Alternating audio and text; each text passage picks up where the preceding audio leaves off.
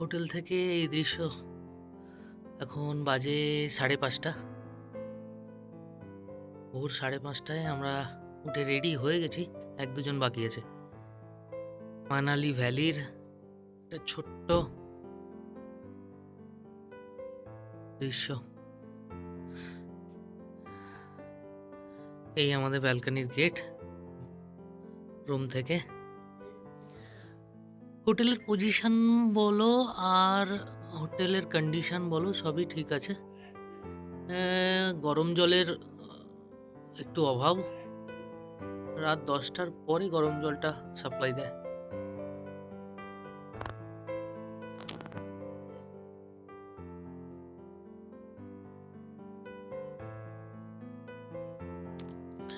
ঠান্ডা মোটামুটি ভালোই আছে, একটা কনকনে ভাব আছে। তবে হ্যাঁ, মজা করার মতো।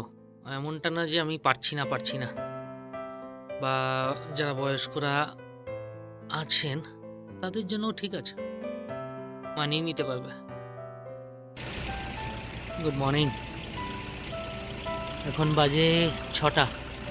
আমরা হোটেল থেকে আজকের যে জার্নি, কোকসার শিশু ভিলেজ, অটল টানেল, এর উদ্দেশ্যে আমরা বেরোচ্ছি। আমার রেডি, বাকি টিম মেম্বার তারা রেডি হচ্ছে। এই হচ্ছে হোটেলের 360 ভিউ। এখনো পর্যন্ত তো আকাশটা ক্লিয়ারই লাগছে। এখানে আমাদের ড্রাইভার দাদা রেডি গাড়ি নিয়ে। ঠান্ডাটা ভালোই আছে।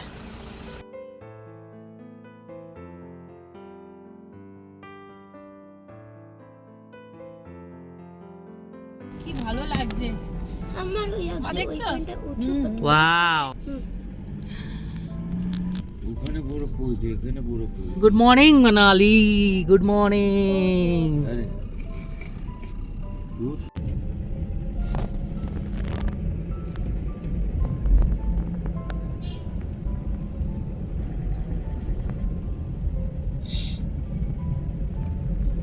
আমরা চলেছি এখন অটল টানেল, কোকসার শিশু ভিলেজ, সোলাং ভ্যালি। আজকের আমাদের ট্রিপ প্ল্যান। চলো দেখা যাক কতটা মজা করা যায়। ওয়াটার ট্যাঙ্ক কি বলবো, লং টানেল দেখে নিবি তাই ঢুকবো নিশ্চয়ই। নাকি আমি তো বসে যেতে পারি।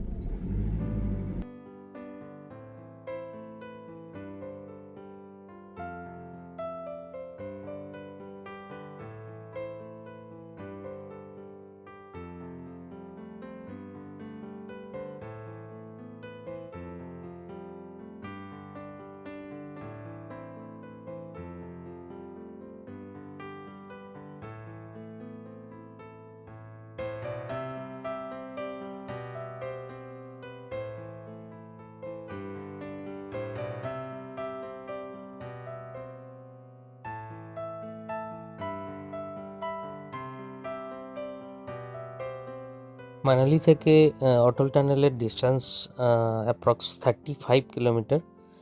অলমোস্ট 1.5 আওয়ার লেগে যাবে যেতে। অটল টানেল যাওয়ার দিন আমার মনে হয় একটু একদমই সকাল সকাল বেরোনো উচিত। যে টাইমটা আমরা ব্যবহার করেছিলাম খুব ভালো টাইম। আমরা আগে থেকেই তাই প্ল্যান করে হোটেলে জানিয়ে রেখেছিলাম আগের দিন যে আমাদের পরের দিন একদম সকালেই ব্রেকফাস্ট লাগবে। ওরা যে জ্যাম আর ব্রেড খুব ভালোভাবেই প্যাক করে আমাদের জন্য রেডি করে রেখেছিল। 6:30 নাগাদ বেরোবার সময় আমরা নিয়েই বেরিয়েছিলাম। যদিও রাস্তাঘাটে প্রচুর খাবারের দোকান থাকে, বিশেষ করে ম্যাগি, ব্রেড, ডিম টোস্ট এগুলো থাকেই, চা, কফি, কিন্তু একটু দামটা বেশি। হিলি এরিয়া যে কোনো এরিয়াতেই একটু দাম বেশি হয়। আমরা আমাদের মতো করে প্রস্তুত ছিলাম, নিজেদের কিছু শুকনো খাবার ছিল, সেগুলো দিয়েই আমরা ম্যানেজ করেছি। পাহাড়ের এই আঁকা বাঁকা পথ আর আপস অ্যান্ড ডাউনসে পেট ভর্তি খাবার খেলে কিন্তু বমিট করার সম্ভাবনাটা বেশি থাকে। তাই একটু হালকা খাবার খেয়ে ম্যানেজ করাটাই আমার মনে হয় বেটার।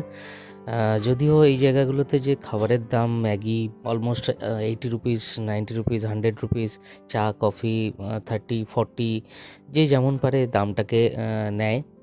তো সেই অনুযায়ী নিজেদের অল্প বিস্তর খাবার দিয়েই চালিয়ে নেওয়াটা ভালো হবে। তাতে করে শরীরটাও ভালো থাকবে। আর বাকি রিল্যাক্স করার জন্য তো আছেই, প্রয়োজন হলো ইচ্ছা হলো খেতেই পারি কিনে। ছোট্ট একটা ইনফরমেশন, সেটা হচ্ছে স্নো ড্রেস পুরোপুরিভাবে ভাড়া করার কোনো দরকার নেই। খুব বেশি যদি শিওর থাকেন যে বরফ খুব আছে, তাহলে একজোড়া বুট আপনারা নিতেই পারেন। আর না হলে প্রয়োজন একদমই নেই। আপনাকে অনেকেই বলবে নেওয়ার জন্য, ইভেন ড্রাইভার বা লোকাল যারা আছে তারা আপনাকে এটাই বলবে, বিজনেসের পারপাস, বুঝতেই পারছেন। বাট নেওয়ার প্রয়োজন নেই, আমি আমার নিজের বুটেই ম্যানেজ করে নিয়েছিলাম। বাট ডিপেন্ড অন টাইম, আপনারা স্নো ড্রেস নিতেই পারেন। খুব বেশি স্নোফল হচ্ছে, একটু মজা করার জন্য নিতেই পারেন।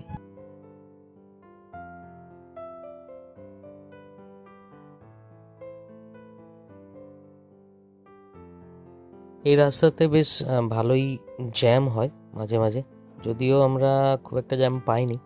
10-15 মিনিট করে বা আধ ঘন্টা ম্যাক্সিমাম একটা পেয়েছিলাম জ্যাম।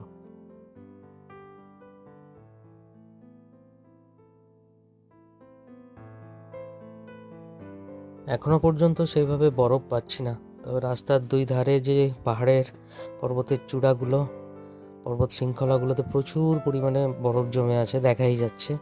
এবং ভোরের আলো, সকালের আলো একটা মায়াবী পরিবেশ তৈরি করছে, মন পুরো ভরে যাচ্ছে।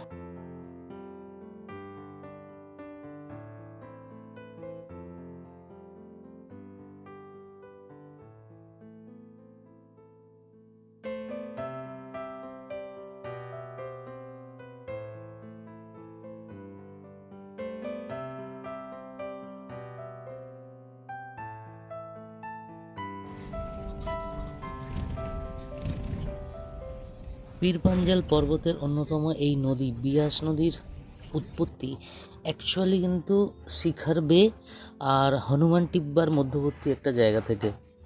এটা কিন্তু রোটাং এরিয়া থেকে কিন্তু উৎপত্তি এর নয়। জানিয়ে রাখি, অটল টানেল ভিজিটের জন্য কোনো রকম এন্ট্রি ফি লাগে না।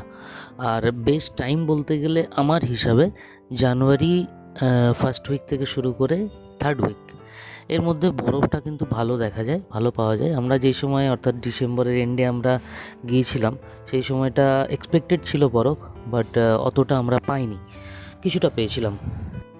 অটল টানেল বা রোটাং টানেল কনস্ট্রাকশনের ফার্স্ট উল্লেখ করা হয় 1860-তে মোরাভিয়ান মিশনে।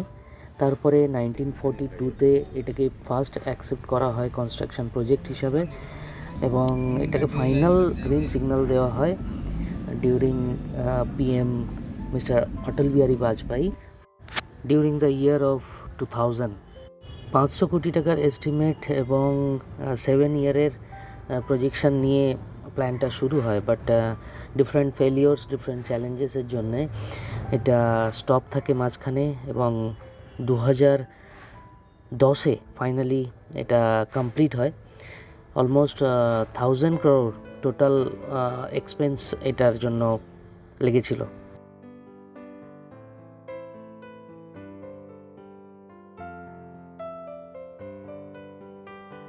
PM মিস্টার বাজপেয়ীর এই অসাধারণ উদ্যোগের জন্য current PM Mister Modi Rohtang টানেলের নামকরণ করেন অটল টানেল হিসাবে।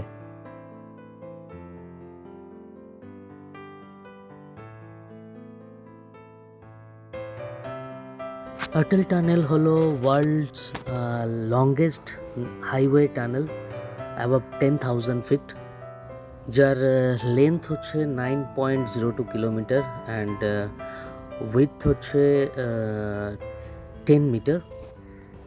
Cross section wise horseshoe shape একটা tunnel, double lane tunnel. Security measures হিসাবে বলা যায় এখানে প্রচুর পরিমাণে semi transverse ventilation system, fan আছে, বড় বড় ফ্যান, CCTV ক্যামেরাস আছে, আর সাথে স্পিডোমিটার, স্পিড লিমিটেশন যাতে ওভার স্পিডিং না হয় সেগুলোও ব্যবস্থা আছে। তার সাথে ব্রো টিম অর্থাৎ বর্ডার রোড অর্গানাইজেশনের যে সিকিউরিটি টিম তারা প্রেজেন্ট থাকে, ইন্ডিয়ান আর্মি অলওয়েজ অবজারভেটর হিসাবে প্রেজেন্ট। টানেলের মধ্যে অনেক ছোট ছোট ডিস্ট্যান্সে, কম ডিস্ট্যান্সের মধ্যেই ফায়ার হাইড্রেন্ট প্রেজেন্ট আছে। তাছাড়া অ্যানাউন্সমেন্ট সিস্টেম যে কোনো ইম্পর্টেন্ট অ্যানাউন্সমেন্ট অ্যালার্ট করার জন্য সেগুলো প্রেজেন্ট থাকে। সর্বোপরি বলা যায় নিউ অস্ট্রেলিয়ান টানেলিং সিস্টেমের মাধ্যমে এটা তৈরি, এই প্রজেক্টের মেন ক্যারেক্টারিস্টিক্স, যেটা সিকিউরিটি মেজার্সকে অনেক স্ট্রং করে।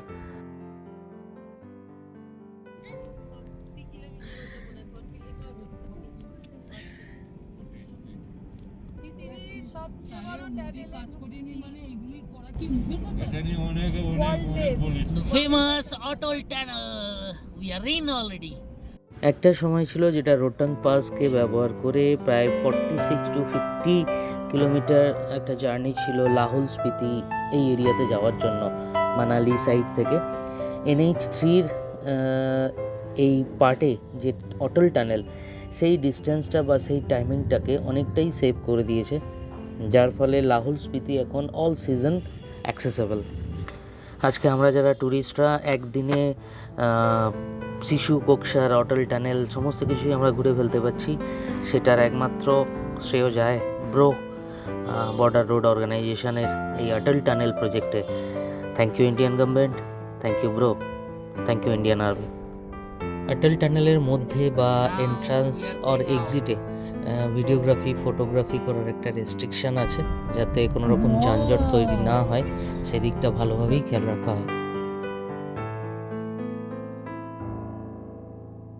অটল টানেলের নর্থ পোর্টাল দিয়ে বেরিয়েই আমরা পেয়ে যাব চেনাব বা চন্দ্র রিভার, যার বুকে বরফ জমা অংশে দারুণ মজা করা যায়, দারুণ সিনিক বিউটি।